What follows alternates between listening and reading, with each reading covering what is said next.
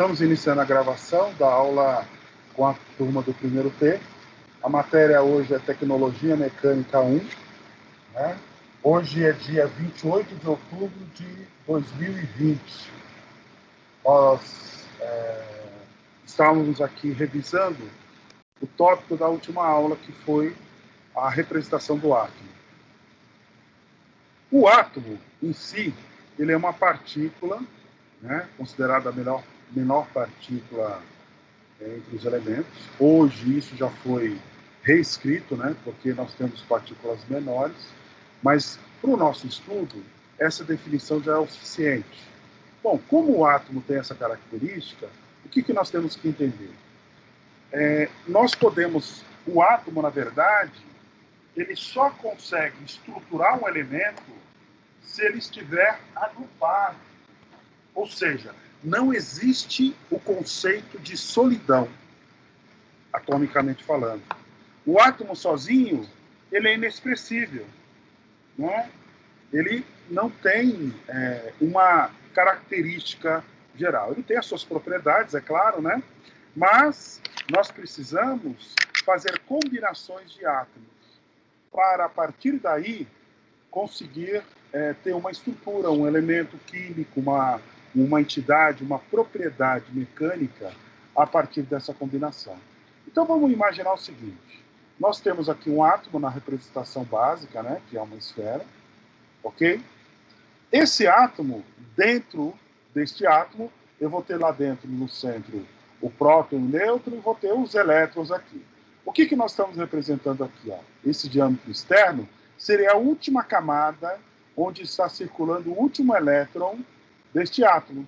Então, este é o espaço que este átomo vai ocupar. Bom, quando eu tenho mais de um átomo, ok? Deixa eu tentar achar o ponto aqui de aproximação ideal. Quando eu tenho mais de um átomo, e essa é a lógica, eu consigo fazer ligações atômicas. Ou seja, eu combino vários átomos, eles vão se organizar de tal maneira que ele entre em equilíbrio, ok? E vai gerando aqui, ó, as minhas ligações atômicas.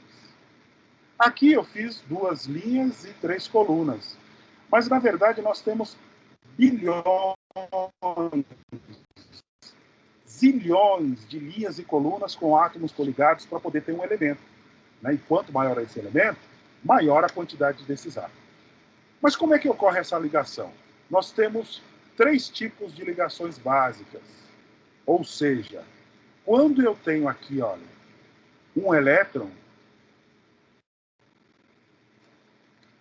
vou representar aqui um elétron, este elétron pode estar sendo compartilhado entre este átomo da esquerda e esse átomo da direita. E aí eu vou ter outros elétrons, talvez trabalhando aqui, ó. Mas eu tenho a possibilidade de ter compartilhamento de elétrons. Tudo bem? Essas são as ligações atômicas, é como o átomo interage. Pode acontecer de eu ter um átomo que tem na última camada uma quantidade de elétron insuficiente para que ele possa ter estabilidade, para que ele possa ficar em equilíbrio. Então, outro átomo cede um elétron que ele tem a mais, ou vice-versa. Então, são essas relações que a gente tem. Então, são ligações iônicas, ligações covalentes, ligações metálicas. Ainda existem alguns tipos de ligações mais fracas, que são as ligações definidas como Van der Waals, ou também conhecida como ponte de hidrogênio. Mas vamos lá. O que é uma ligação metálica? É o tipo mais simples de ligação. Quem pode ler esse parágrafo aqui para nós, para me ajudar aí?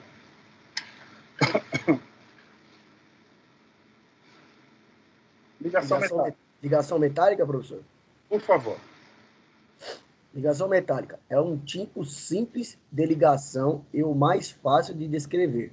Átomos com 1, 2 ou 3 elétrons de valente da camada mais externa facilmente libertam esses elétrons, tornando-se íons, correndo positivamente correndo positivamente, o NaCl, cloreto. Oi? NaCl. NaCl, cloreto de sódio e sal de cozinha. E sal de cozinha. MgO, oxigênio de magnésio. Magnésio. São exemplos de sólidos em que predominam esse tipo de ligação para formar-se o NaCl, transferência de elétrons de valência do átomo de Na, sódio, para o átomo de C1, cloro.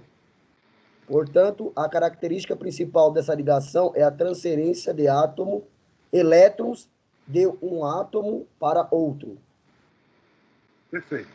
Olha só, aqui tem alguns termos novos que nós vamos aprender a usar, né? NaCl, Na, né? E Cl, o Cl é o cloreto e o Na é o sódio. Então é a combinação de duas moléculas atômicas, o Na e o Cl, ou seja, cloreto de sódio.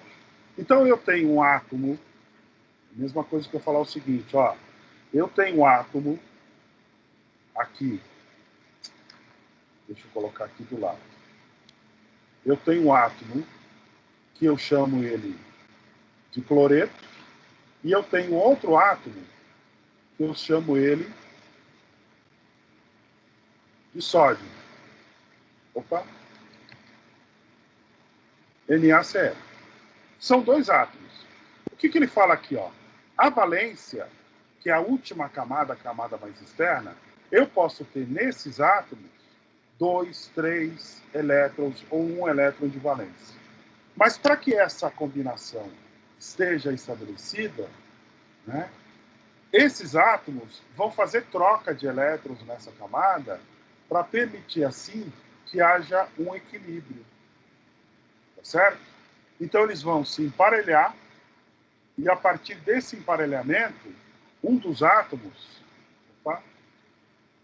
por exemplo, vai ter aqui uma quantidade de elétrons na última camada.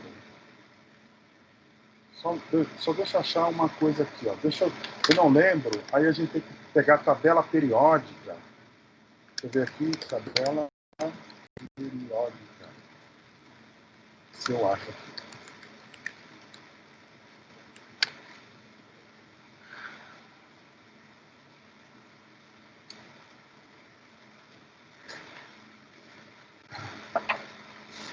Ó, tabela periódica. Beleza. Vamos procurar o Na, cloreto de sódio. Tá aqui, ó. Número atômico, 11. Né? Ele tem um peso atômico de 22,98. O Cl, olha o Cl aqui, ó, cloreto. Eles estão na mesma linha. Aqui eu tenho 16. Tá? A tabela me informa, ó, se a gente for olhar aqui a representação da tabela, nós temos aqui, ó, primeiro o número atômico, símbolo, nome. Ou seja, se nós pegarmos um cloreto, o número atômico é 11, o símbolo, Na, e o nome é sódio. O último item aqui dessa linha é massa atômica, que é 22,98. Aqui nós temos o que é chamado distribuição atômica, tá? Que é a quantidade de elétrons que eu tenho em cada camada. 2, 8 e 1. Olha só, isso aqui é o Na. Vamos ver o Cl. Ó, 2, não sei se dá para ver, ó, 2, 8 e 7. Tudo bem? Enquanto um tem, vamos aqui, Na, 2, 8 e 1, o outro tem 2, 8 e 7. Então, gente, vamos pensar aqui, ó. Na. Vamos representar aqui, ó, não sei se eu vou conseguir representar com precisão, tá? Mas, ó, são 3 camadas. Tá? Aqui é mais para a gente ter uma ideia mais concreta. Ó. Uma camada, 2 camadas, e ali nós temos a terceira. E aqui nós temos o nosso núcleo. Vamos chamar assim nosso núcleo. Tá? Ó, esse é o nosso núcleo. Nessa camada, o que nós vamos ter? nós vamos ter a quantidade de elétrons, ó, 2 elétrons. Então, nessa primeira camada aqui, ó, opa, é para pintar, é para fazer o círculo. Nessa primeira camada, nós temos 1 elétron, 2 elétrons. Na segunda camada, nós temos 8 elétrons. Ó, 1, 2, 3, 4, 5, 6, 7, 8. Ah, professor, mas você não falou que o elétron não tem uma posição definida? Sim, ele fica circundando, mas ele não sai dessa camada. Então, para a questão de estudo, nós podemos analisar dessa forma. Tudo bem?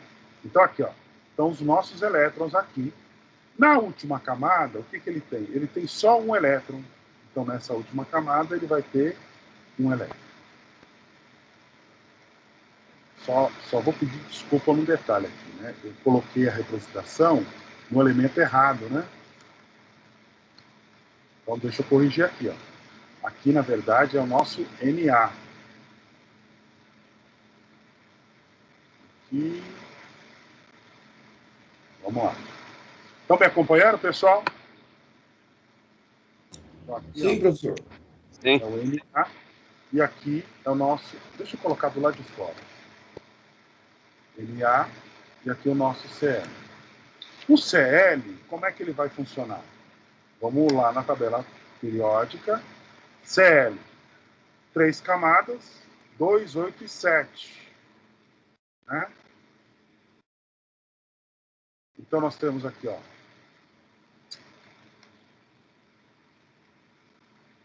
uma camada, terceira camada. E nós temos aqui o núcleo, é claro, né? Não podemos esquecer do núcleo. Vamos pintar aqui o núcleo, fechou. E aí nós temos o quê? As camadas. Então, esqueci, ó, 2, 8 e 7. Então, ó, 2 átomos aqui, 2 elétrons aqui. Lembrando que o elétron é carga negativa. 8 aqui, ó.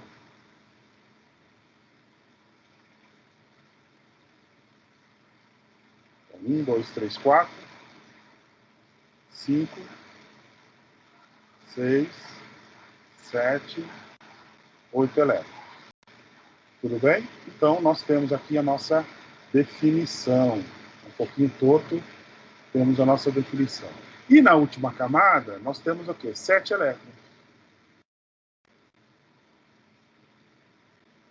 3, 4, 5, 6, 7 elétrons.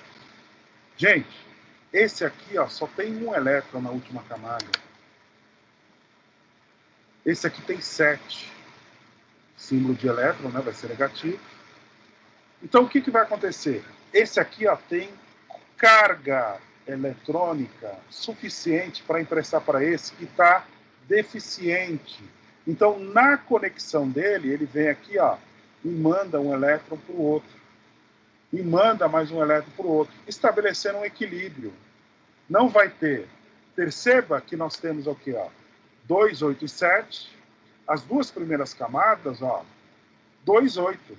Então, aqui dentro está tudo em equilíbrio, só está fora de equilíbrio lá fora. Então, o que ele vai fazer? Olha, quanto ele precisa para fazer um equilíbrio? Aqui eu precisaria de 4 elétrons, aqui 4 elétrons, para ficar em equilíbrio. Então, esse daqui vai emprestar, né, de 7 para 4, vai emprestar 3, né, emprestou 1, emprestou 2 e empresta o terceiro, permitindo assim que haja uma estabilidade. Aí, estes 2 elétrons estão ali colados um no outro. Existe uma ligação eletrônica, uma energia, uma carga, como se fosse, pensa num ímã. Eu juntar 2 ímãs. Para que eu separe, eu tenho que fazer uma força. Quem é que está fazendo essa união, essa resistência de separação? Os próprios elétrons que foram trocados. Tá claro? Professor, me desculpa, eu tô meio avoada e eu não entendi muito bem. Ah, professor. Não entendeu muito bem o quê? No final, não entendi? Falhou? Não, eu não entendi muito bem, professor. Hoje eu tô meio avoada e tal, Tá. daí eu não entendi muito bem. Vamos pensar assim, ó. Nós não temos um átomo de Na, né? Sim. De sódio. O átomo de sódio, como é que ele é estruturado? Ele é um átomo, deixa eu representar aqui na cor vermelha. Opa. Ele tem o núcleo, ele tem 3 camadas. Quimicamente, ele é assim, ele tem 3 camadas. Ó, 1, 2, a terceira camada é a última camada. Ok? Essas 3 camadas do átomo Na, e aqui nós vamos ter o núcleo, né? Ó, o núcleo, que tem prótons e nêutrons. Essas 3 camadas funcionam aqui assim, ó. Eu vou representar por números, tá? Nessa camada, eu tenho 2 elétrons. Nessa camada, eu tenho 8 elétrons. E nessa camada, eu tenho 1 elétron. É aquela representação que eu fiz aqui em cima, tá? Aham, tá bom, professor. Já o átomo de cloreto, ó, o átomo de cloreto, deixa eu até mudar a cor do átomo de cloreto. Ele tem aqui, ó, o núcleo, que é constituído de prótons e nêutrons.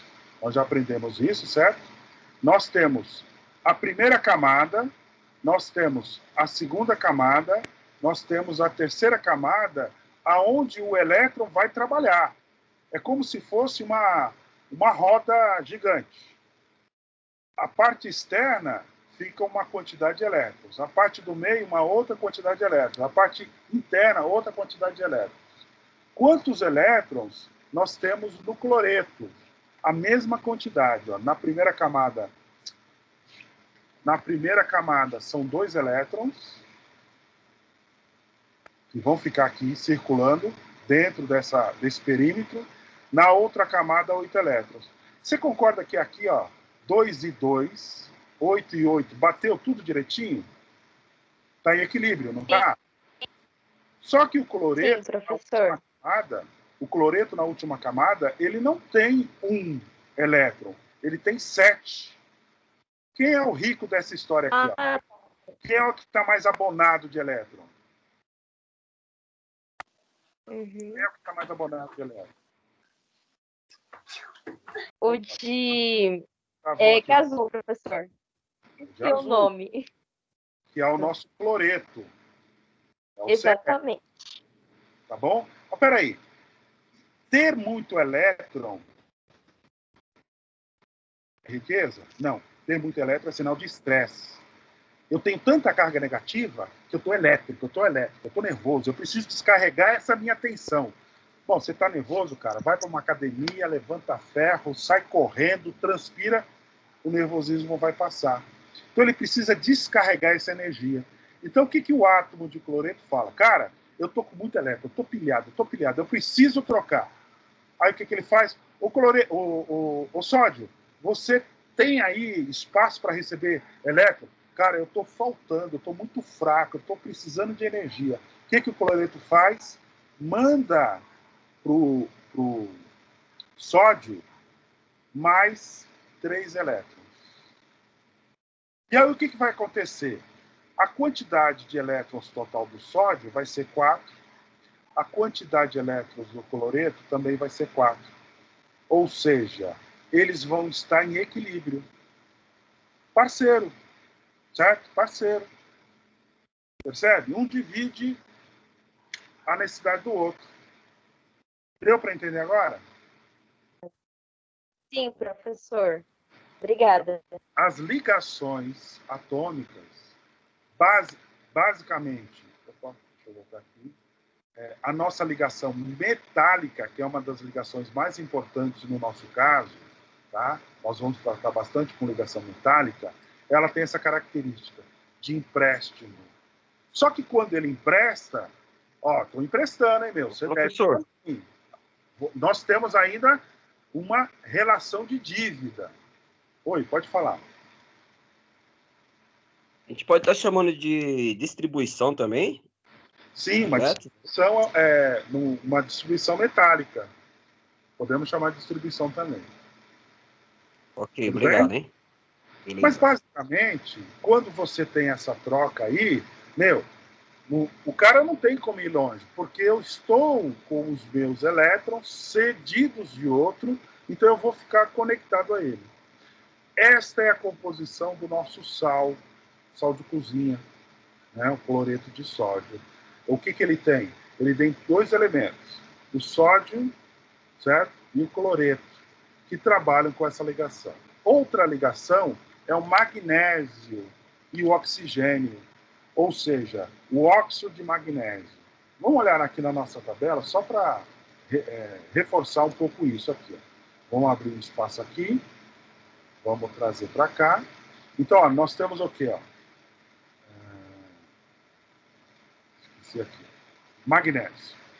Magnésio de sódio. Então, eu vou ter uma molécula de magnésio e uma molécula de oxigênio. Né? Por isso que é óxido. Óxido de oxigênio. Então, olha, a primeira molécula eu vou representar aqui, ó, o núcleo. A outra molécula também tem o núcleo. Prótons e nêutrons, está lá. Tudo bem? Definido. Então, vamos ver, ó. Magnésio. Vamos procurar na tabela periódica o magnésio. Olha o magnésio aqui, do lado do cloreto, ó. Qual a distribuição? 2, 8 e 2. Ou seja, eu tenho 3 camadas.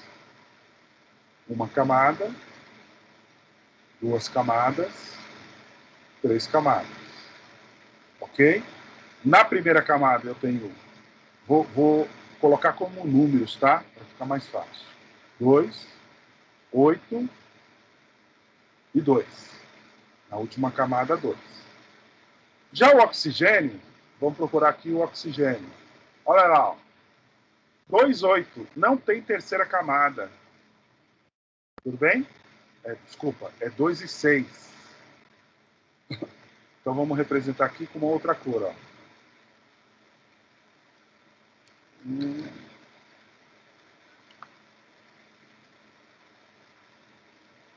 Uma camada, 2 camadas.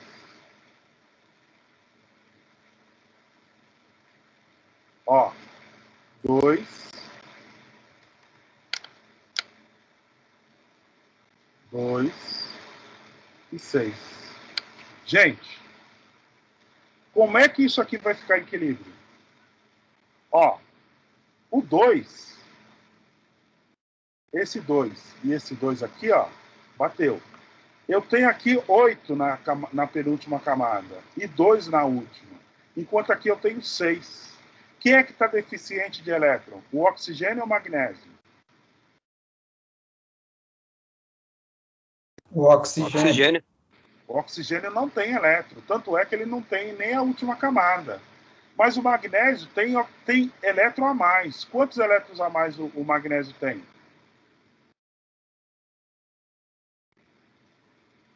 2. É isso? 2 a mais. Professor, tem 6 aqui na última e 8 na última. Tem 2 aqui também. Mas olha só, quando o magnésio empresta aqui para o oxigênio, esse 2 aqui vai se transformar no 8. Pronto, equilibrou. E a última camada deixa de existir, porque os 2 elétrons que estavam aqui foram para o outro elétron na penúltima camada. Olha só que coisa bonita. Equilíbrio, pessoal. Tudo é equilíbrio. Desde os nossos relacionamentos profissionais, pessoais, de esporte, de trabalho, tudo tem que ter equilíbrio. Se não tiver equilíbrio, tem problema.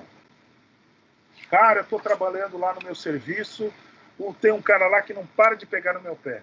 A sua vida não vai ter sossego. Está faltando equilíbrio. Né? Tem que haver uma harmonia aí. Busca conversar com a pessoa, busca chamar o chefe para intervir, RH. Tem que haver equilíbrio.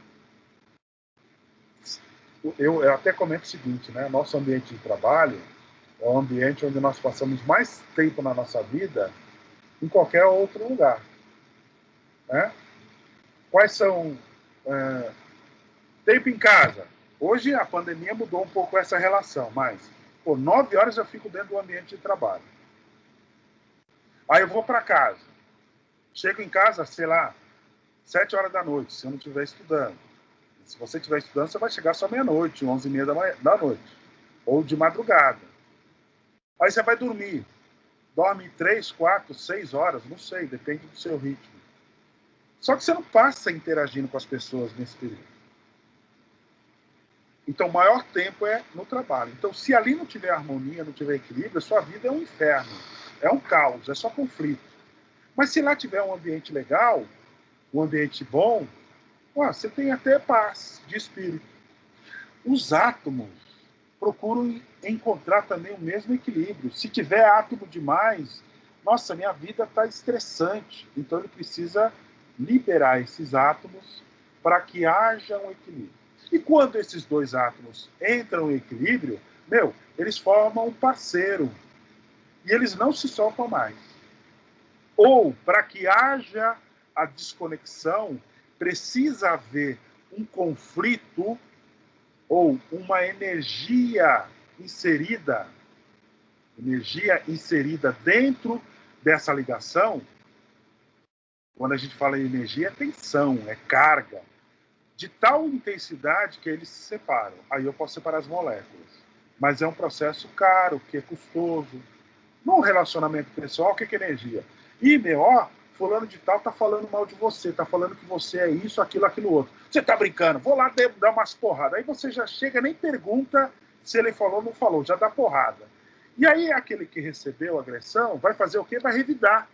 Mas por que você está revidando? Porque ele me agrediu. Mas por que você está agredindo ele? Porque ele falou mal de mim. Mas eu não falei mal de você. Ou seja, criou-se um conflito. Não interessa quem falou mal ou quem não falou mal. A questão é, esse conflito, atomicamente, é energia. É excesso de carga. Que, no nosso caso, pode ser calor. Então, quando eu aqueço os elementos metálicos, eu provoco, insiro energia, os átomos começam a vibrar, porque tem muita energia, eles começam a perder as ligações, o material começa a amolecer, fica liquefeito. Aí eu tenho fusão. Quando eu faço alguns outros processos, quando eu mudo a estrutura do material, basicamente eu estou colocando energia, ou retirando energia. Tá certo até aqui, gente? Tudo bem? Tranquilo, professor. Parei os exemplos de ligação metálica. E tem ligação covalente. O que é a ligação covalente? Quem pode ler para mim aqui?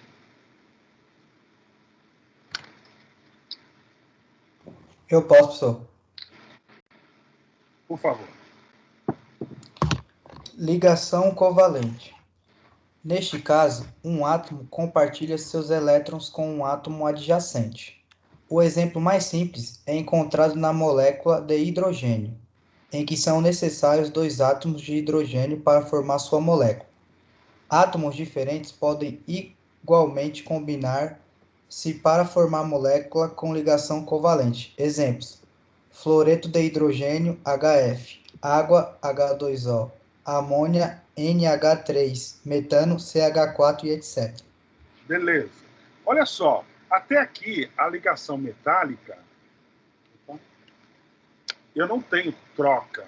Eu cedo, eu empresto, eu doar.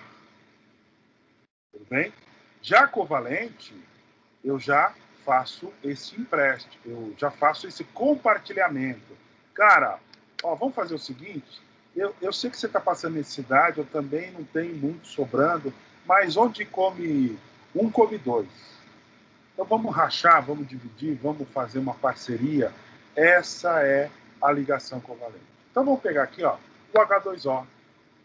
H2O. Na verdade, o que é o H2O? É 2 moléculas de hidrogênio mais uma molécula de oxigênio. Certo? Então, para que exista água, eu trabalho com 2 moléculas de hidrogênio. Então, vamos pensar aqui. Eu tenho aqui o núcleo né? E eu tenho a nossa molécula de hidrogênio. Opa. Hidrogênio. Deixa eu apagar aqui, que eu pus um lugar meio ruim.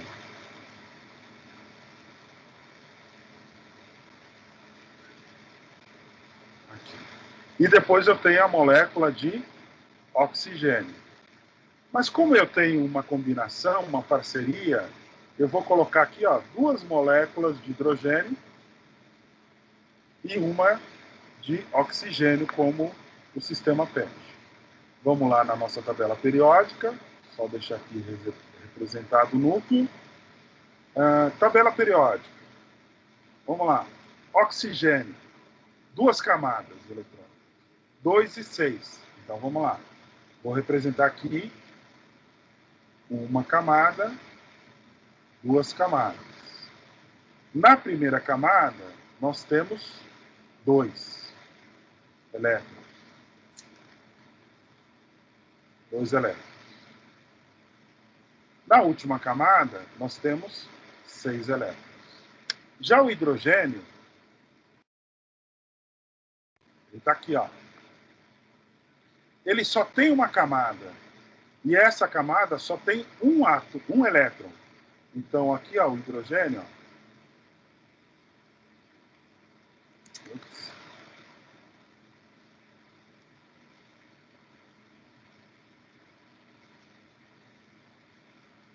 Ele só tem uma camada. E essa camada só tem um átomo. 1 e 1. Olha lá. Para haver equilíbrio, o meu átomo de oxigênio teria que receber 2 átomos. Aí a gente tem que entrar em outras análises, que eu não vou entrar. Ele teria que receber 2 átomos. Então, o que acontece? O meu átomo de hidrogênio, meu elétron, desculpa, de hidrogênio, ele vai ser compartilhado com oxigênio para que ele fique com 8. Lembra aqui, ó? Percebe que a segunda camada para entrar em equilíbrio é 8? Aqui é 8, aqui é 8. Então, para que entrar em equilíbrio o oxigênio, eu preciso também de 8. Como é que eu vou ter 8 elétrons na última camada do oxigênio se o meu hidrogênio não tem nada? Se ele emprestar o seu elétron para o oxigênio, fizer a doação, ele deixa de existir. E não acontece isso, né? Então, o que ele faz? Ó, vamos fazer o seguinte, parceiro. Eu te empresto. Ó, ora você usa meu elétron, e aí esse elétron vai fazer a circulação nessa camada aqui. Ora você devolve ele para mim. Perfeito? Então, ó, travou aqui minha caneta. Peraí. Eita. Deixa eu desconectar. Não sei por que trava essa... Bom, e aí o que acontece? O átomo de... Esse um elétron do hidrogênio vai para o oxigênio e aí, ora, ele vai circular na última camada do hidrogênio. Tá claro, gente? Dúvida? Tá sim, professor. Então, essa relação de ligação já não é mais uma ligação metálica, é uma ligação covalente. Por que nós chamamos de covalente? Travou tudo aqui. Porque é uma ligação comum. Eu compartilho o átomo. Eu acho que não é... É a máquina minha que esquentou aqui, gente. Eu estou trabalhando aqui a milhão, já desde o início da tarde. Ah, peraí, estou com muita coisa boa. Então, ela é covalente porque é uma ligação comum. Pessoal, alguém tem a parte do texto, enquanto eu destravo aqui o equipamento, disponível aí? Pode ler a outra ligação para nós?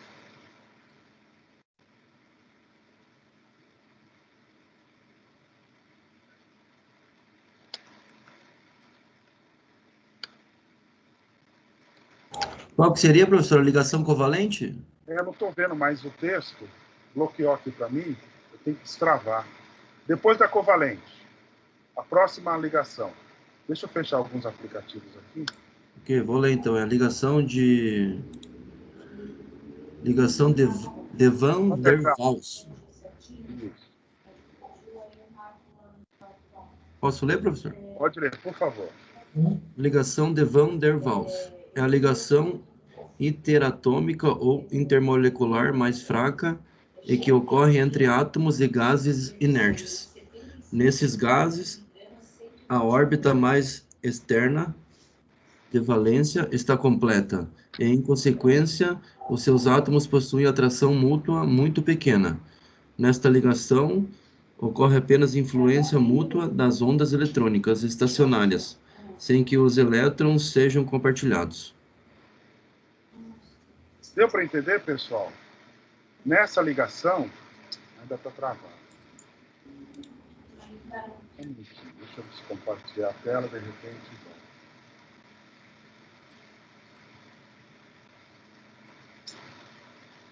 Oi, gente.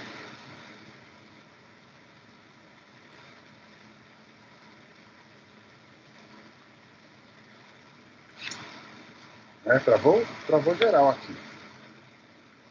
Eu vou ter que reiniciar tudo. Só um minutinho.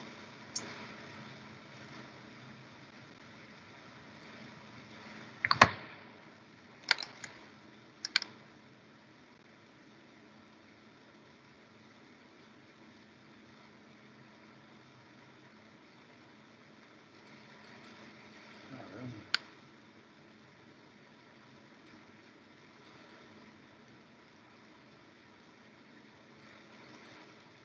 Pessoal, eu vou reiniciar. Eu acho que é o Teams que deu uma travada aqui. Deixa eu entrar via celular para a gente não perder a conexão.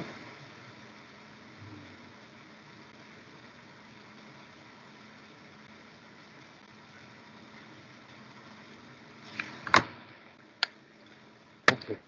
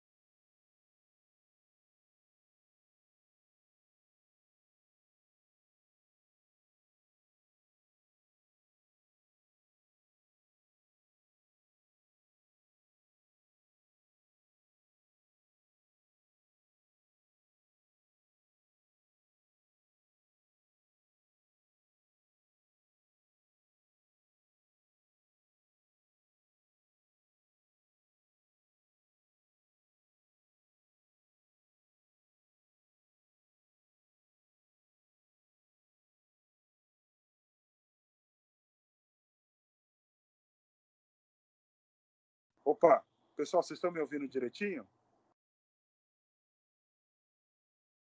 Sim. Pessoal? Ah, maravilha. É porque eu estou reiniciando a máquina. Eu estava comentando aqui que, como eu estou, às vezes, numa aula, compartilhando vários assuntos, né?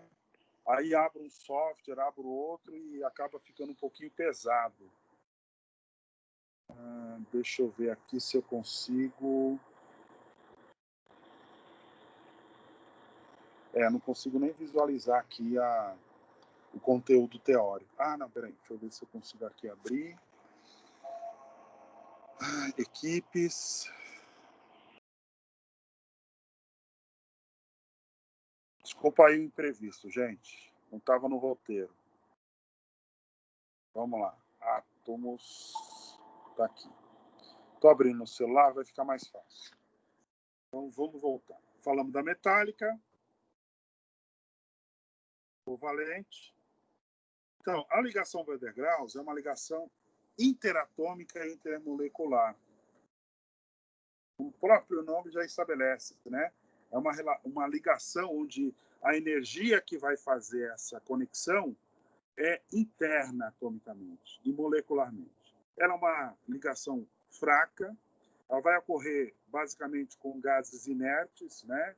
Gases que não geram problemas. Então, por exemplo, nitrogênio, nitrogênio, hidrogênio, são gases inertes, né? Esses gases ficam em órbita externa da valência. Completa, em consequência, os seus átomos possuem atração mútua muito pequena. É como se fossem ímãs, né? Nessa ligação ocorre apenas influência mútua das ondas eletrônicas estacionárias, sem que o elétron seja compartilhado. Então, é uma outra forma de ligação. Quem pode ler aqui, ó, uma definição de ligações metálicas? Quem pode ler para mim?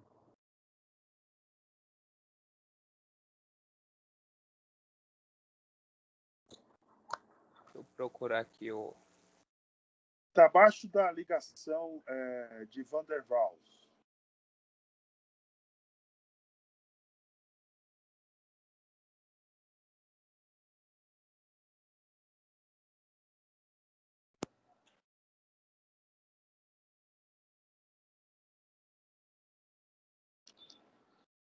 Não tô achando Texto. o arquivo, isso. Tá. Voltando aqui, eu vou ver se compartilho de novo. Tá fácil aqui, professor. Se o senhor quiser que eu leia. Por favor, lê para mim, por favor. Ligação metálica. Nesta ligação, os elétrons são compartilhados por inúmeros átomos. Este tipo de ligação pode ser mais facilmente explicado da seguinte maneira: se num átomo existirem apenas poucos elétrons de valência, eles podem ser removidos de modo relativamente fácil, ao passo que os elétrons restantes são mantidos firmemente ligados ao núcleo. Os elétrons de valência movimentam-se livremente entre as órbitas e valência dos outros átomos, formando uma espécie de nuvem eletrônica. Assim, admite-se que na ligação metálica, o átomo se acha constantemente no estado de perder, adquirir ou compartilhar elétrons de valência com os átomos vizinhos. Essa é a definição básica das ligações que nós temos nos materiais que nós vamos trabalhar, né? Que é a ligação metálica. Então, essa troca, esse compartilhamento é o que permite que nós tenhamos os elementos e os materiais, basicamente, do nosso trabalho. Aqui tem um exemplo gráfico, né, mostrando os íons positivos e a nuvem de elétrons que vão circular em volta. Pessoal, aqui nós temos, na verdade, uma cadeia de átomos, né? Então, cada espaço aí de íons e elétrons são essas nuvens que a gente exemplificou há pouco tempo atrás. Acima, né, nós temos elementos que prontamente perdem elétrons. Na hora que eu fui colocar o presente lá, acho que minha tela, meu celular que bloqueou. Espera um pouquinho. Voltou o Teams aqui para mim, ó. Então voltou já carregando o vídeo. Aí entrou um áudio. Então, vamos lá. Quais são os conceitos fundamentais? Esse termo está utilizado para definir um metal puro ou componentes individuais que formam liga metálica. Então, por exemplo, qual é a liga metálica que a gente vai trabalhar? Basicamente, ferro e carbono. Percebam que eu tenho um elemento binário, ou seja, eu estou trabalhando com um elemento que ele é composto por dois tipos de átomos, basicamente. Pessoal, deixa eu fazer uma observação. Na engenharia, por uma questão de análise, nós nunca analisamos a situação mais complexa. A gente sempre procura criar um modelo simplificado. O que significa isso? Não é verdade que um material de aço ou de ferro ele é composto somente e exclusivamente de ferro e carbono. Isso não é verdade. Mas para análise, para estudo, todos os outros compostos, eles são desprezíveis. Eles estão numa proporção tão pequena que eles não influenciam. Então, o que nós fazemos? Nós menosprezamos eles, nós descartamos ele da nossa análise. Mas eu vou ter lá uma barra de ferro, lá dentro vai ter outros elementos. Manganês, enxofre, fósforo. Vai ter uma série de outros elementos que não puderam ser retirados durante a produção. Alguns desses elementos a gente pode chamar de contaminantes e outros pode chamar de elementos liga. Os elementos liga só vão realmente fazer uma diferença se eles tiverem uma quantidade expressiva. Se a quantidade for muito pequena, é como se não fosse nada. Então, o que acontece? Nós estamos falando de aço que é composto de ferro e carbono como se fosse verdade única. Só existe ferro e carbono lá. Não é verdade. Está claro isso, pessoal? Está bem entendido? Professor, Oi. posso fazer a pergunta? Pode. Então, basicamente, no nosso aço, a gente vai ter o número maior sempre de ferro e carbono, certo? É isso que você quis dizer, não é isso? São os principais. São os materiais que definem a característica do ferro ou do aço. Tudo bem? Ok, professor, beleza. É como Obrigado. se eu falasse assim para vocês. Pessoal, pega um copo d'água e bebe. Qual é a característica científica da água? É um material sem cor, sem cheiro. E mata a minha sede. Quimicamente, a água é composta de H2O, molécula de hidrogênio e oxigênio. Mas na prática, não é isso que acontece. A água que eu pego na minha torneira, oriunda da empresa de saneamento, é definida como uma água pura. Mas ali eu vou ter H2O e ferro, cloro, flúor. Eu vou ter uma série de componentes químicos que fazem parte do processo de tratamento da água e distribuição da água.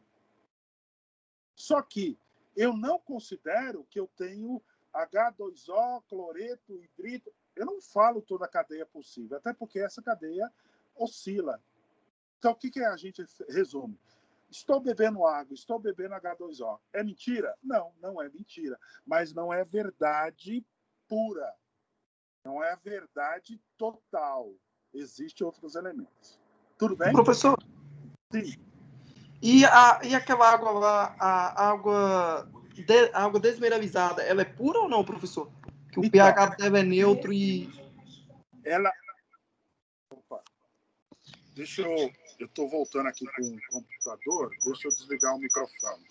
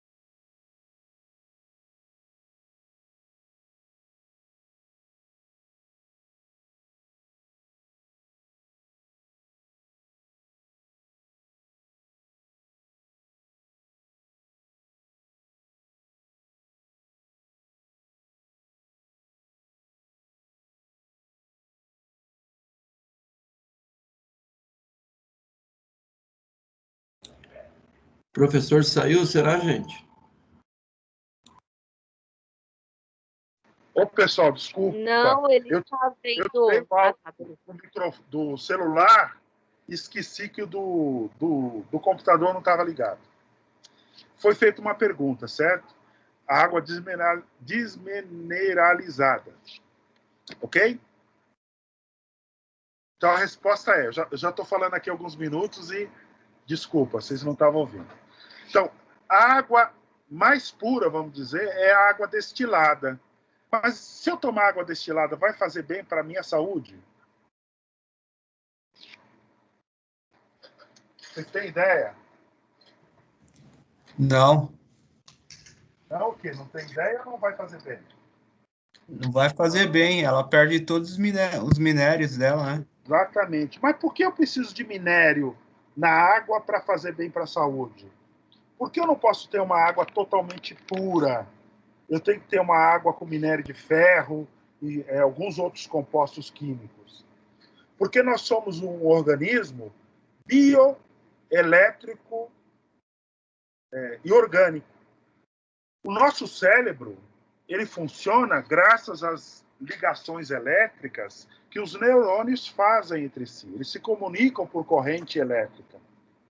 O nosso coração, ele trabalha num ritmo elétrico. Tanto é que se alguém sofre uma disritmia ou uma parada cardíaca, qual é o tratamento que é feito no hospital? É dar um choque elétrico controlado, tá?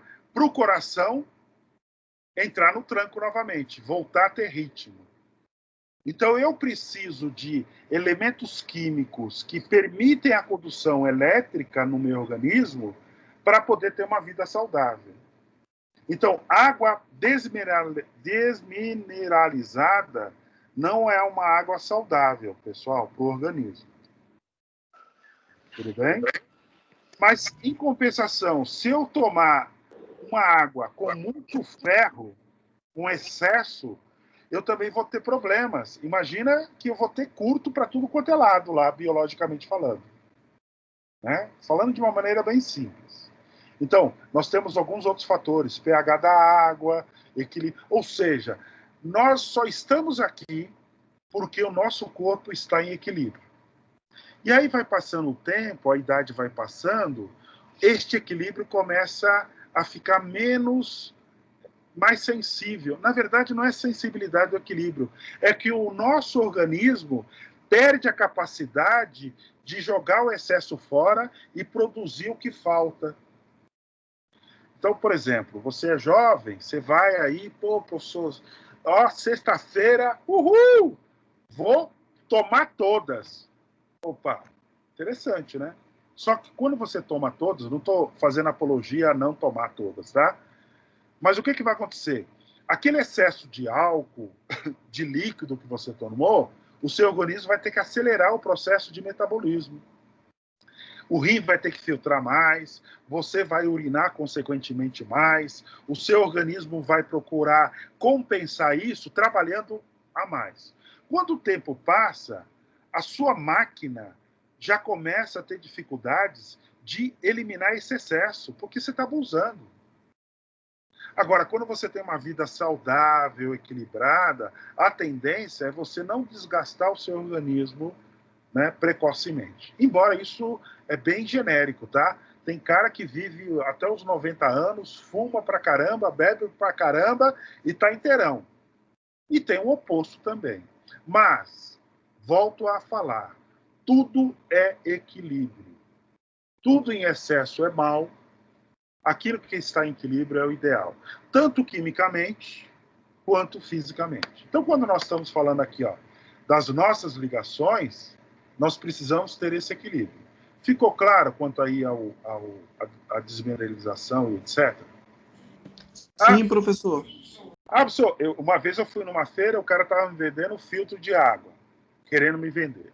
Olha, esse filtro é tão bom, que não deixa passar mineral nenhum pela filtragem. A água fica purinha. Só que isso não é bom para o organismo. Né? Professor. Ele não toma água numa corrida. Ele toma o quê, pessoal? Hoje é um produto comercial, né? Tem Gatorade. Ele toma um composto químico que repõe aquilo que ele perdeu. Vai ter sódio, vai ter uma série de outros elementos. Alguém ia falar alguma coisa? Eu, professor. Pô, agora, já que o senhor, como o senhor tinha falado, professor, eu tinha escutado um boato, não sei se é verdade. Falaram que do McDonald's, aquele refrigerante, ele tem um processo que desmineraliza a água para poder fazer aquele refrigerante. Então, no caso, isso não seria saudável, isso? Refrigerante não é saudável de maneira nenhuma. Eu adoro refrigerante, mas ele não é saudável. Né? Porque são químicas que nós colocamos no nosso organismo, tem materiais extremamente perigosos ali no meio. Né? Só que a gente toma em doses que o nosso organismo consegue administrar. Né? Não é incomum alguém que tenha problema. Por exemplo, uma pessoa que chega uma hora na vida, ela começa a ter diabetes. Ela não pode tomar refrigerante. Ah, pessoal, mas e se for refrigerante sem açúcar? Você vai estar sobrecarregando o seu rim. Tá? Tudo bem? Então, basicamente, o que é aquele refrigerante de maquininha? É um produto que vem num tonel, é denso, puro, é concentrado, e o lojista, ele injeta água e faz a mistura, diluindo para tornar o refrigerante que a gente toma, e colocando gás também para poder ter. Já aconteceu comigo que eu fui muitas vezes levar meus filhos no McDonald's, quando eles eram pequenos, aí eu ia tomar o refrigerante, só era água pura. Eu fui lá e reclamei. O cara não regulou direitinho a máquina. Mas pode acontecer o contrário. Ele pode colocar água a menos e também ser um problema. Né? Tudo que é químico, pessoal, que não é natural, né, tende a dar um desequilíbrio no organismo. Mas também coisas naturais, se você tomar em excesso, também é problema. Tem uma fruta chamada carambola. Já comeram carambola? Carambola, é isso. Sim. Já comeram carambola? Eu já, professor. Deixa eu ver se é essa fruta mesmo. Deixa eu pôr aqui na internet. Se eu não estou falando mal da fruta, errada. Isso, carambola. Carambola é uma delícia, mas se você comer uma, duas, três.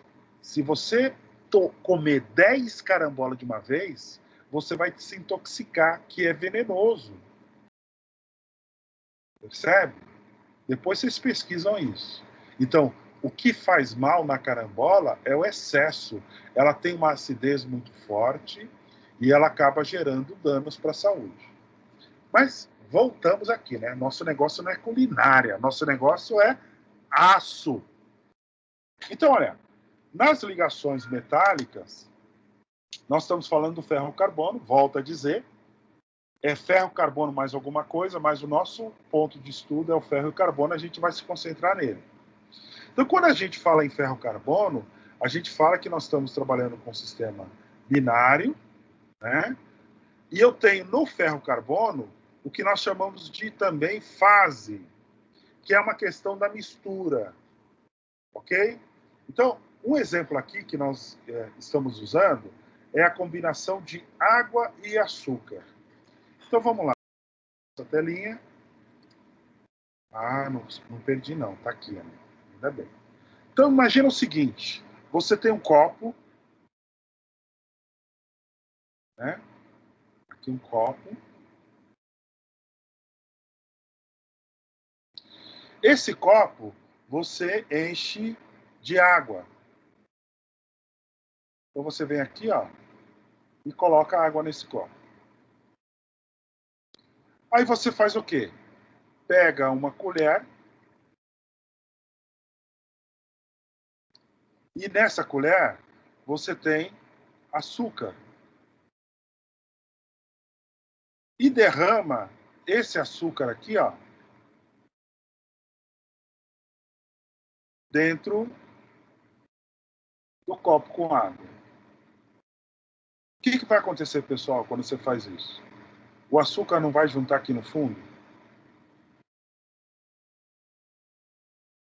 Vai ou não vai? Ele é mais pesado, ele vai cair e vai juntar aqui no fundo. Sim ou não? Sim. Sim. Mas se você pegar a colher,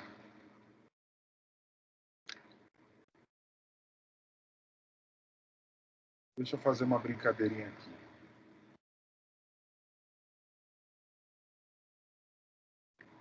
É aqui, ó. Pego a colher e aí eu derramo o material da colher dentro do copo. Só que aí eu pego a outra colher, a mesma colher que seja, e agito aqui, ó. Movimento. O que vai acontecer com o açúcar que está lá dentro? Vai se dissolver junto com a água? Ele vai dissolver. Ou seja, vai chegar uma hora, deixa eu corrigir aqui, ó, só para ficar graficamente mais interessante. Vai chegar uma hora que eu não consigo distinguir mais quem é água e quem é açúcar. Né? Então eu vou ter aqui, ó, a nossa água, certo?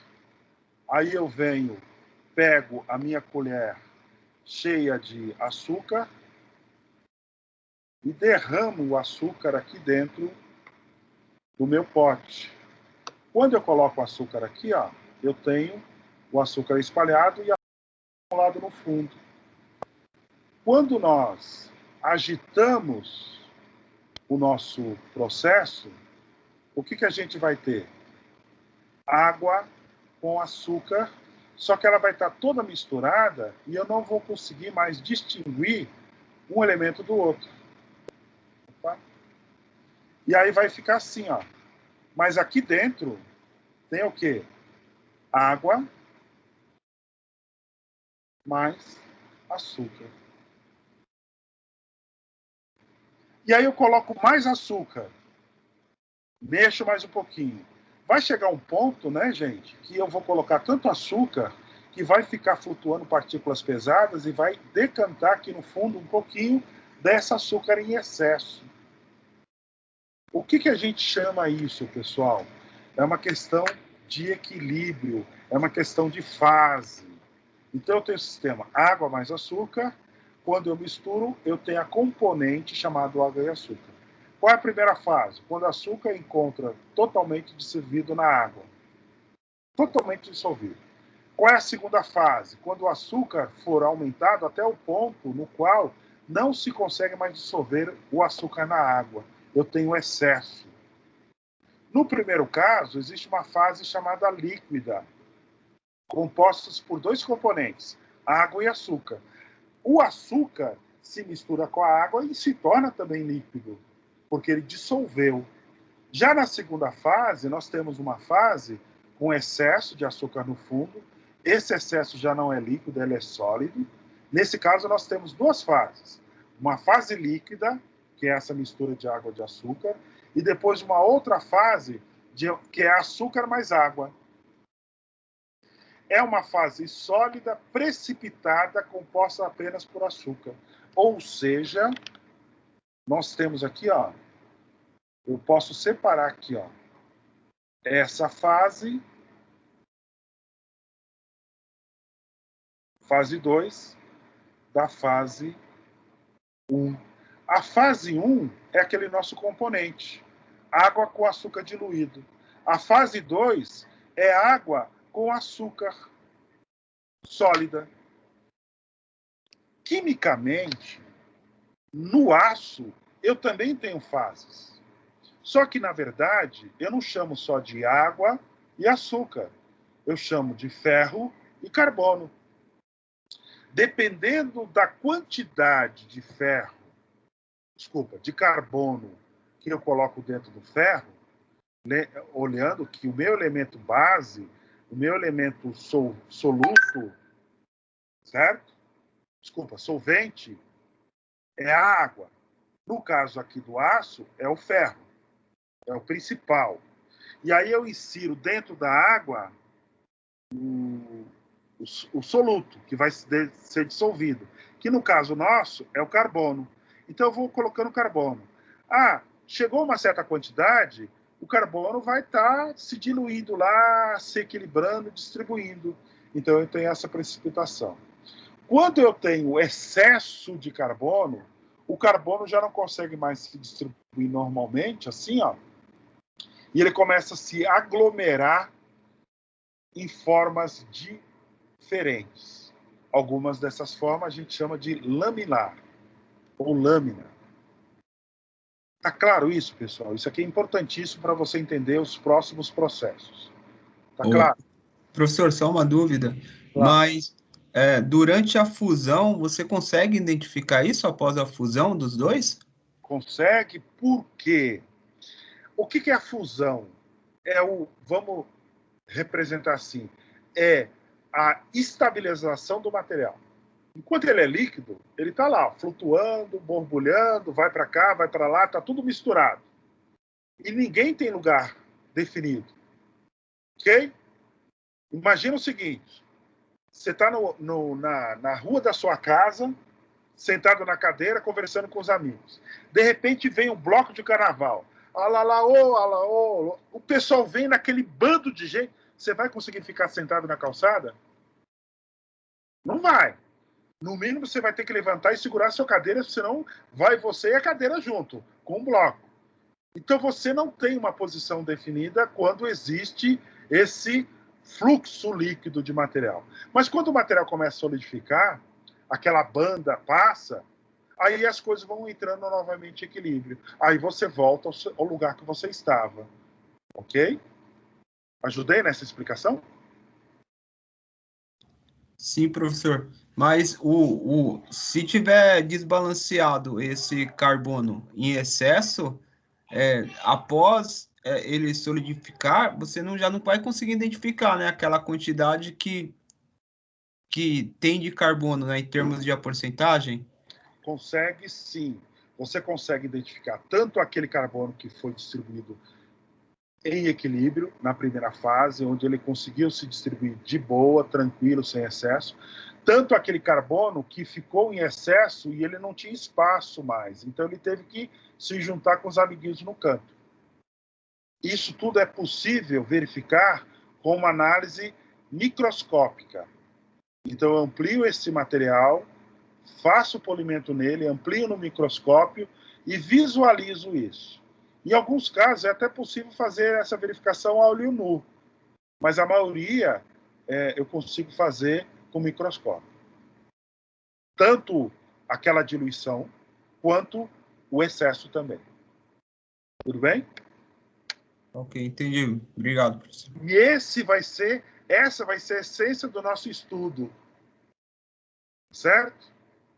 Então vamos pensar aqui, gente. Ó. Eu tenho aqui, ó, uma amostra, a gente sempre chama de amostra, pode ser formato quadrado, circular, e aqui dentro dessa amostra eu tenho uma molécula de ferro. E aí eu injeto carbono. O meu carbono vai se agrupar assim, ó. Ó, não é cilíndrico, não é esférico, ele vai se agrupar assim, ó, meio regular. Tudo bem? Mas, de repente, eu tenho uma outra amostra de um outro material que também é de ferro. Um detalhe, né? Ferro mais carbono. E aqui eu coloco carbono, só que numa quantidade maior de carbono.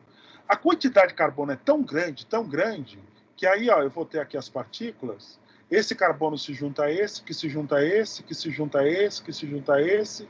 Eu vou criando aqui, ó, uma estrutura mais laminar. Eu tenho várias moléculas de carbono que começaram a se reorganizar. Eu tenho muito carbono aqui, mais esse carbono, se junta, e aí ele consegue uma certa fase de equilíbrio fazendo essa composição. Aqui eu tenho excesso de carbono. Então eu vou ter uma precipitação. Ele vai se juntar e não vai se distribuir tão homogeneamente como antes. Tudo bem?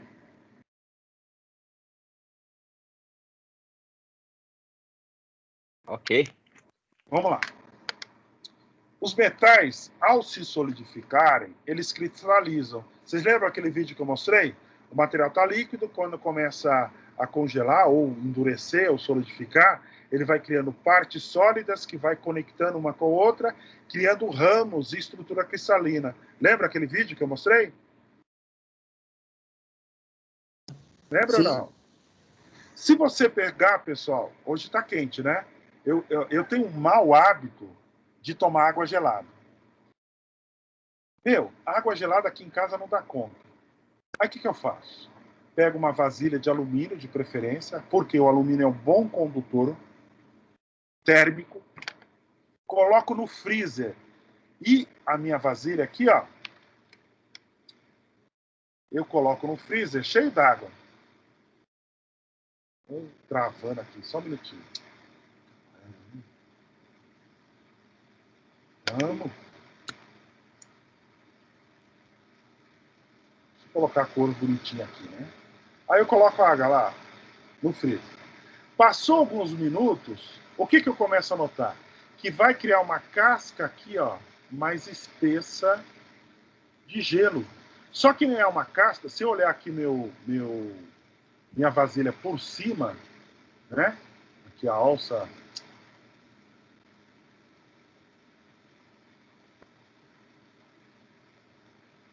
Aqui eu tenho a alça, né, da minha caneca. Se eu olhar por cima, vai aqui na borda.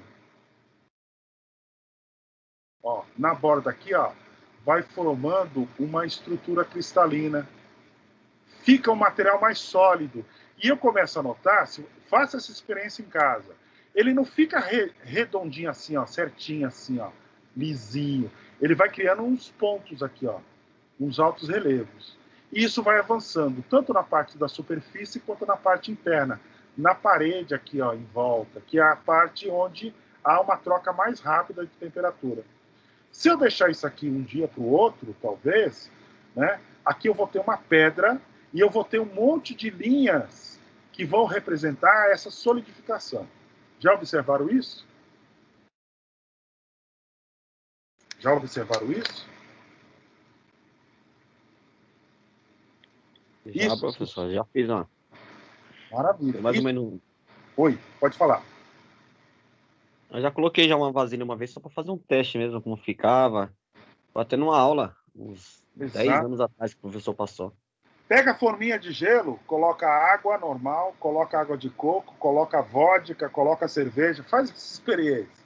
Ou só quer que a gente seja alcoólatra? Não, cada alimento vai ter um comportamento no resfriamento diferente. A vodka, se você notar, dependendo do nível de álcool dela, ela não congela. Ou ela vira pastosa. Este comportamento, na verdade, é a cristalização das moléculas do material durante a fase de solidificação, né? Então, aqui eu tenho cristais que são formados a partir do endurecimento, da mudança do estado de líquido para sólido, ou de fundido para temperatura ambiente ou sólido na temperatura ambiente. Tudo bem? Então, olha, os seus átomos que estavam no estado líquido estavam se movimentando, se distribuindo de forma esmo. Ou seja, eu tinha tanta energia lá que o átomo não conseguia parar. Ele estava numa rave. Ele não conseguia ficar parado, frenético, porque eu tinha energia demais. Muito calor. Só que quando eu começo a tirar esse calor, aí ele começa a se organizar. Opa, peraí, tô com dor de cabeça, deixa eu ficar quieto. Opa, deixa eu arranjar alguém para poder fazer um equilíbrio aqui nos excessos de elétrons que eu tenho. E aí ele vai começar a localizar-se, se posicionar de acordo com a ordenação atômica. Isso vai repetindo nas 3 dimensões, ou seja, x, y, z, formando assim figuras geométricas regulares ou cristalinas. Pessoal, aqui nós estamos desenhando em 2 dimensões exclusivamente, tá? Porque graficamente nós não temos condições de representar tridimensionalmente. Então eu estou vendo só a parte de cima, vamos dizer. O Z não é uma definição. Mas se eu for representar isso tridimensionalmente, é como se fosse um bloco aqui, ó, com várias formas tridimensional. Tá? Esse é o meu elemento aqui de carbono no caso. Então, existem 7 tipos de sistemas cristalinos básicos. O triciclínico, monoclínico, ortorrômbico, hexagonal, trigonal, tetragonal e cúbico. A nossa base de estudo vai ser o cúbico, tá? Nós vamos trabalhar com cúbico. Mas se eu for trabalhar com cobre, alumínio, eu vou ter que entrar num outro universo. Mas como eu estou trabalhando com aço, o aço ele fica no sistema cristalino chamado cúbico. Então, de acordo com os átomos, origina-se sistemas de 14 posições de distribuição dos átomos, tá? Então, eu tenho formação de reticulado cristalino, ou rede, designada reticulados bravais. Aí são termos que vocês vão ver mais no ensino superior, tá? Eu não vou focar muito nisso, não. Mas, minha estrutura cristalina, né, eu tenho uma figura chamada célula unitária, que são as menores reticulados cristalinos que a gente tem. Aqui, ó. Aqui eu tenho uma célula unitária. Então, o que eu faço? Simplifico o meu estudo. Não vou analisar uma cadeia de átomos de bilhões de átomos. Eu vou fazer uma célula unitária. Então, eu tento pegar átomos em posição no espaço e enxergar uma figura geométrica parecida com um desses modelos aqui, ó. Triclínico, monoclínico simples, ortorrômbico, hexagonal, romboédrico. Romboédrico, na verdade, é um cubo deformado lateralmente, né? Tetragonal é um retângulo cúbico, vamos dizer assim, né? E aí vai. Mas o que nós vamos trabalhar, pessoal? Com essas 3 aqui de baixo. Cúbico simples, cúbico de corpo centrado, cúbico de face centrada. Pessoal, o que isso quer dizer com isso? Eu quero dizer o seguinte. Lembra que nós falamos aqui no começo que quando eu tenho uma organização do átomo, eu tenho uma cadeia de vários átomos. Eita, aqui em cima, cadê? Me ajuda, vem. Aqui, ó. Então, vem uma fileira, 2 fileiras, 3 colunas. Mas, na verdade, eu tenho milhões de linhas e milhões de colunas de átomos. Então, o que eu faço, pessoal? Para poder fazer o meu estudo, eu vou simplificar minha vida. Então, o que eu... Olha aqui, ó. Então, peraí. O centro desse átomo junto com o centro desse, junto com o centro desse, junto com o centro desse. Ah, olha aqui, ó. Eu tenho quadrado. Se eu imaginar isso tridimensionalmente, eu tenho cubo. Ah, então esse átomo está se organizando de uma forma cúbica. Tá dando para entender a lógica? Tá dando para entender a lógica, gente? Sim. Então, olhando o átomo, eu tenho, na verdade, veja bem, ele não faz essa forma, ele não faz essa figura. Eu consigo visualizar, imaginar uma representação cúbica do meu átomo por causa da sua posição. Então, nesse centro aqui, ó, eu tenho um átomo. Nesse centro aqui, ó, eu tenho outro átomo. Nesse centro aqui, ó, nesse vértice, eu tenho um outro átomo. Nesse vértice, um outro átomo. Nesse vértice, um outro átomo. Nesse, tá meio desproporcional, né? Um outro átomo e um outro átomo. Lá atrás, eu vou ter um outro átomo também, né? Porque, na verdade, aqui atrás, o que eu tenho? Eu tenho ainda a extensão do cubo, né? Então, eu vou ter aqui, ó, o nosso cubinho.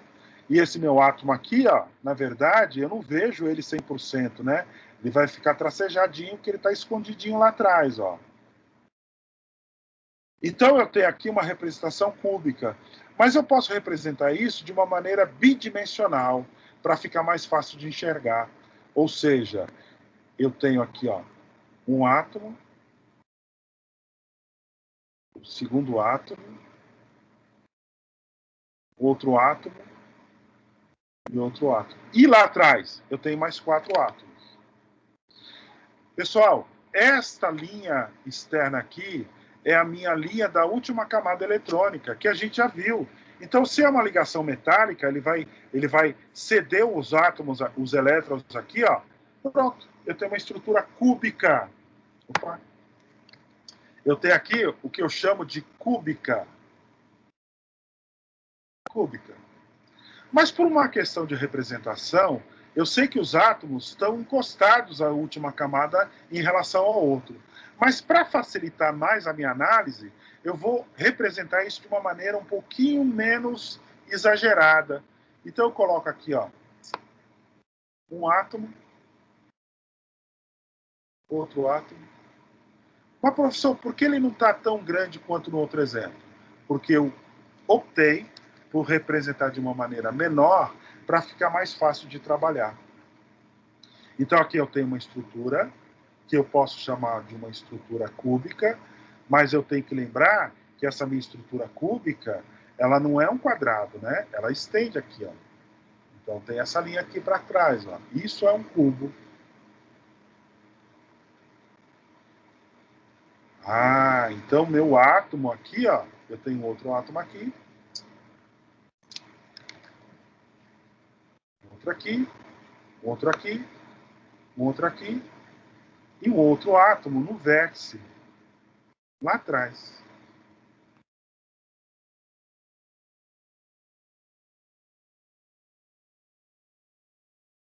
Né? E eu vou traçar ele assim, ó. E tem um outro átomo aqui. Quantos átomos eu tenho aqui, pessoal? Se nós formos contabilizar, são 8, né? Ó, 1, 2, 3, 4, 5, 6, 7 aqui na frente, 8 lá atrás. Então, eu tenho uma estrutura cúbica simples, onde eu tenho um átomo em cada vértice. Perceba o seguinte, do lado desse átomo tem um outro átomo, e aí vai a cadeia, fica infinita. Mas eu simplifiquei a minha estrutura. Eu estou fazendo aqui, ó, o que o estudo pede para mim definir uma estrutura cristalina num reticulado simples, uma rede simples. Tudo bem?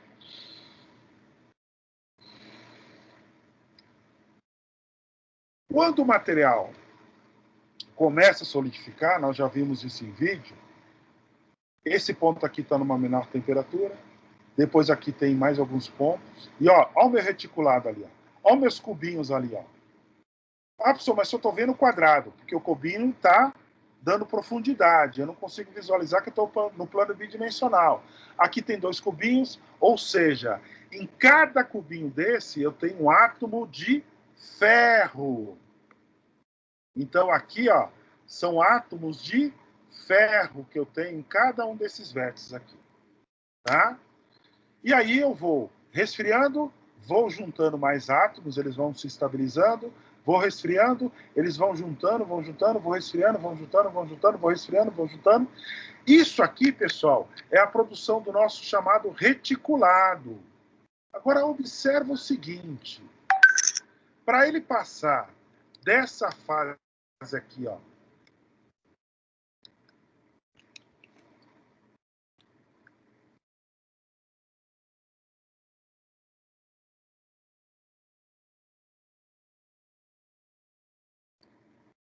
peraí, demais. Vou posicionar.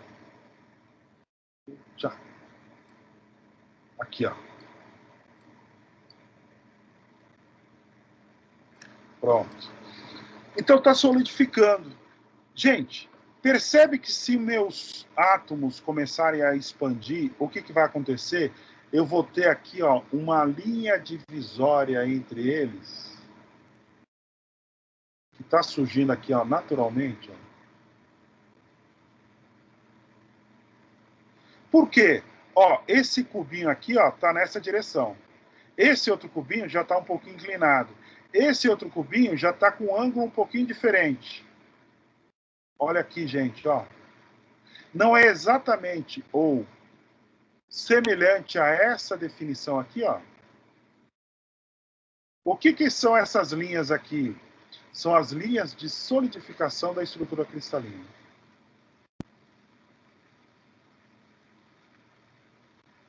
Mas por que eu tenho esse retângulo? Eu peguei uma amostra pequena de material. Então, ó, eu vou ter uma estrutura cristalina aqui. Vou dar a cor aqui, ó. Uma outra aqui. Uma outra estrutura aqui. Uma outra aqui. Uma outra aqui. Uma outra aqui. São estruturas cristalinas diferentes. Mas por que ela está com esse formato irregular? Exatamente por causa da solidificação aqui, que a gente já falou várias vezes. Tudo bem até aqui, gente? Tá claro? Tá beleza, professor. Até um momento. Certo. Maravilha. Isto aqui... Professor, desculpa Oi. um pouquinho, professor. Oi. Mas só falta... Tá quase acabando a aula já, hein? Rapaz, 37, né? É. Falta 13 minutos aí. Tá. Então vamos fechar. Bom, esse conjunto de células unitárias formam os cristais, ou contornos geométricos, que são esses que nós acabamos de ver, né? Eles são irregulares no seu crescimento, devido ao quê? Ao ponto de contato que cada conjunto tem, passando a chamar-se grão.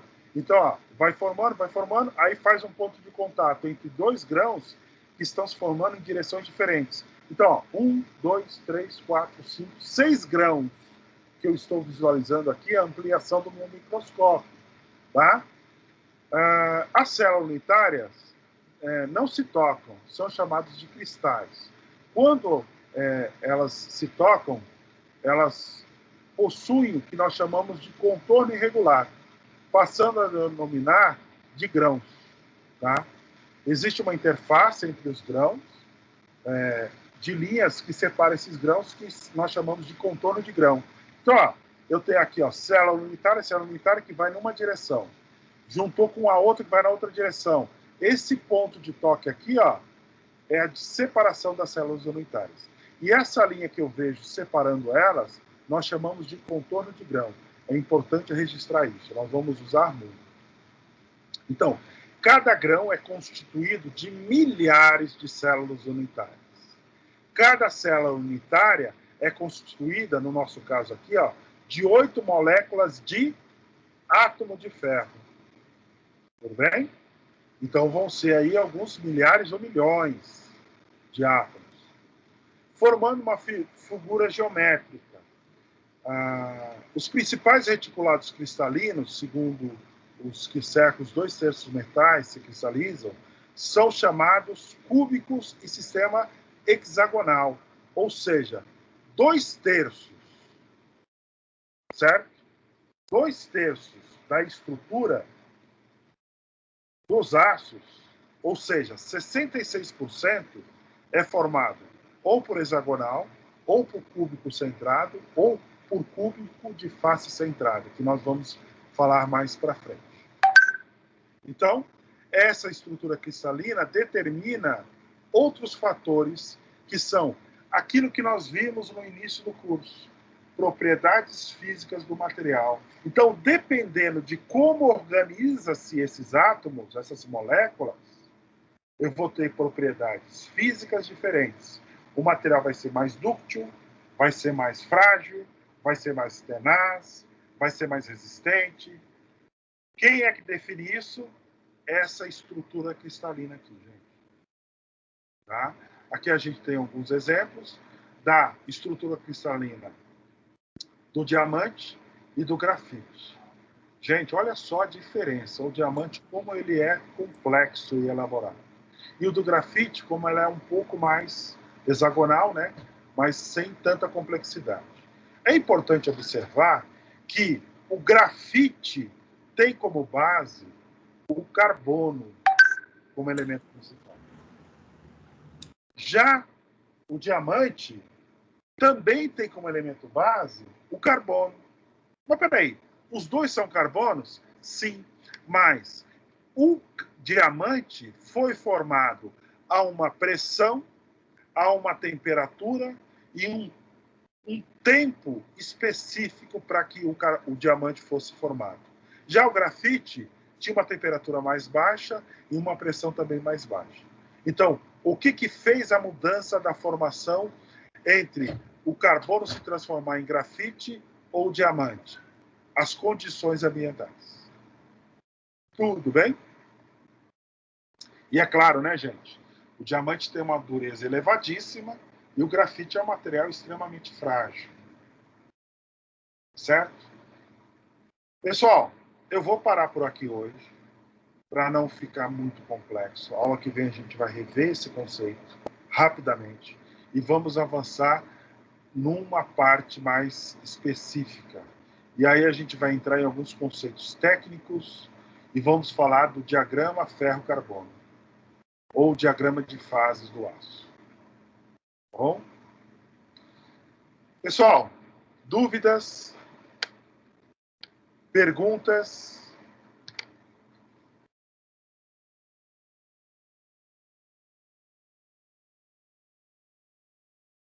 Ô, professor, e qual que é a estrutura do aço?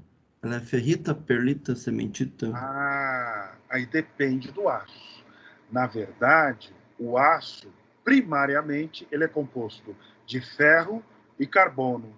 Mas, se eu tiver um aço com um percentual de carbono específico e uma certa temperatura específica, aí eu posso ter perlita, eu posso transformar essa estrutura, dependendo da temperatura, em martesita, eu posso transformar isso em cementita. Mas, professor, quem é que define isso?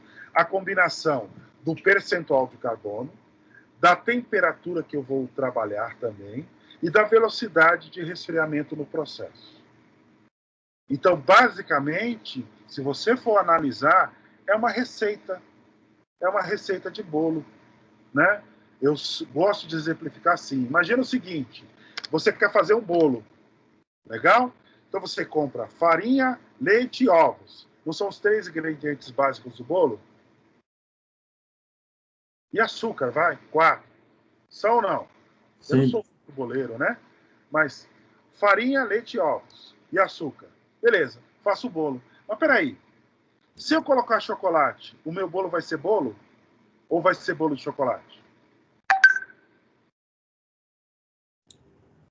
É, bolo de chocolate, né? Chocolate. Porque eu coloquei um aditivo, um elemento que pegou essa base e alterou por causa desse composto.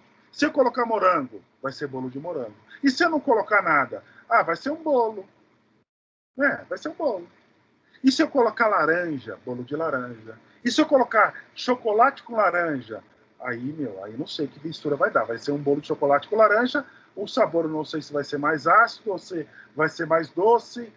Não sei. Mas é uma receita onde, se eu pegar este bolo, colocar no forno e deixar um tempo excesso, eu vou ter um bolo mais duro, mais seco.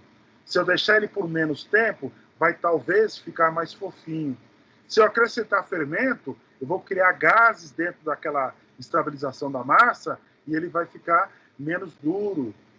Então, dependendo do elemento que eu coloco, da temperatura que eu utilizo para processar, da mistura que eu faço, olha só, eu pego ovo, coloco na vasilha. Aí eu coloco farinha e misturo.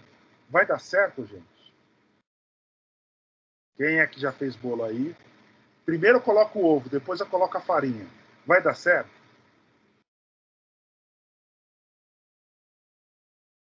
E se eu fizer ao contrário? Primeiro eu coloco a farinha, depois eu coloco o açúcar, misturo e depois eu coloco o ovo. A primeira opção ou a segunda opção, qual é a opção que vai dar mais certo?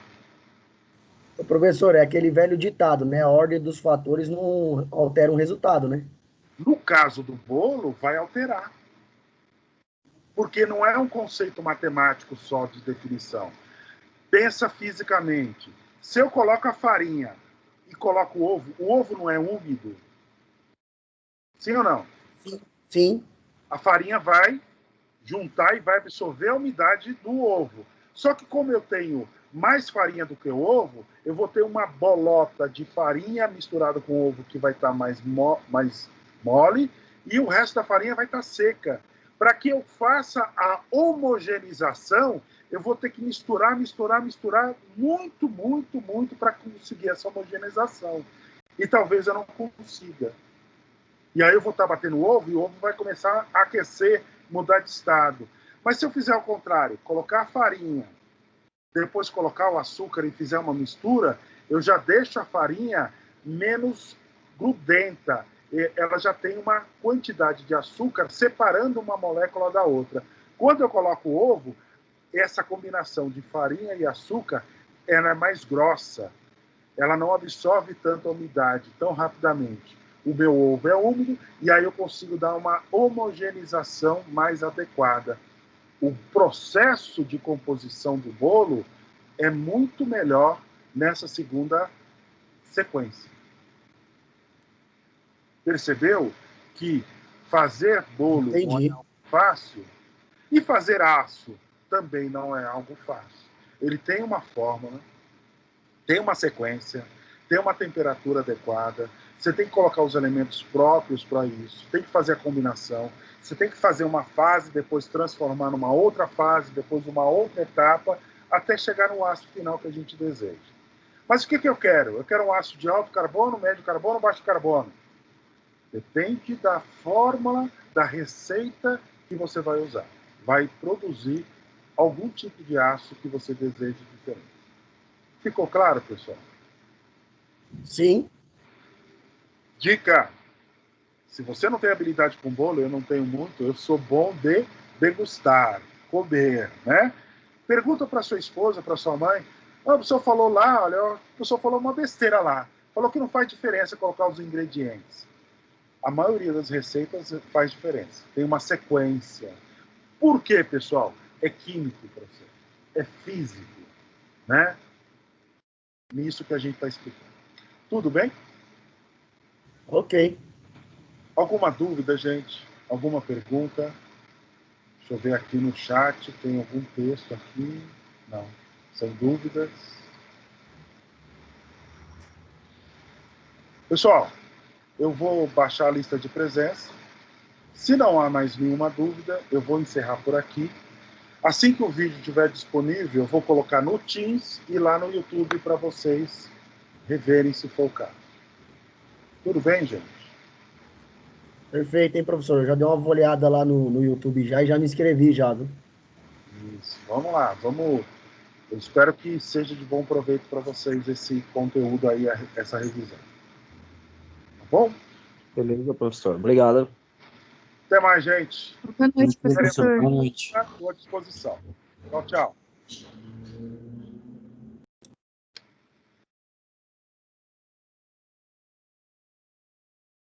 Boa noite, professor. Boa noite, até mais. Boa noite, professor. Tá abraçado. Boa noite. Hoje é dia 28.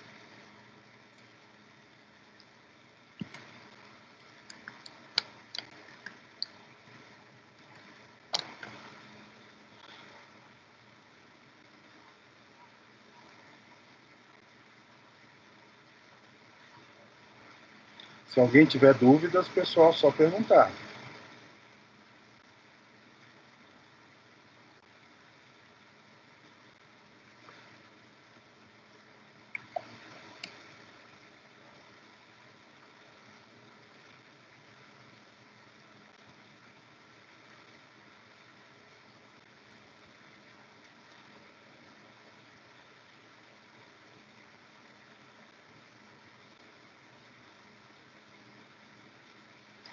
Gustavo, Tiago, Ezequiel, Everton, alguma dúvida?